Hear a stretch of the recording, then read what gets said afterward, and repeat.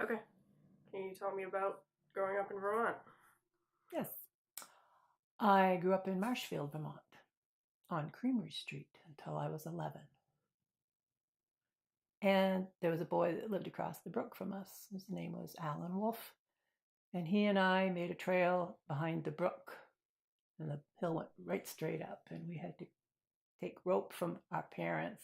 They didn't know about it at the time. And we went around one tree and then go to another tree, and so that we had something to hang on to so we could get up the hill without falling in the brook. Didn't always work, but most of the time it did. And then there was Roman Kukevich, who was my age, that lived on top of the hill. And we used to go up the brook to their house instead of going up the road, which my mother never knew we did. And when we were up at Romix, they had a big white horse that was really wide. So when you sat on it, your feet were straight out because it was really wide. And you'd kind of bounce along. That was a fun place to go. And then when I was 11, we moved to my grandmother's house on Back Street in Marshfield.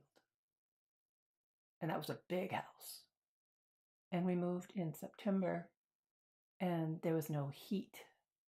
We had to have a furnace put in. And I'll tell you, the day that that furnace worked was a hallelujah day because all that toilet seat was cold. Oh, let's see.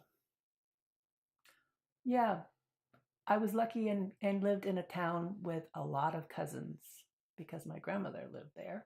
So her daughter lived next door to her. Her son, Uncle Hap, lived at the end of the street. Her daughter Merle and her husband and family lived down on Route 2. And then there was us. And so I had cousins all over the place. And we had a great time together. It was a nice childhood. Great childhood. Spent a lot of time in the woods in back of my house on Back Street because I was probably 12, 13, and I had a sister 7 years younger. And if I wanted to get away from her, I would take my book and hide out in a treehouse that I'd put up in the woods. I fell out of it once.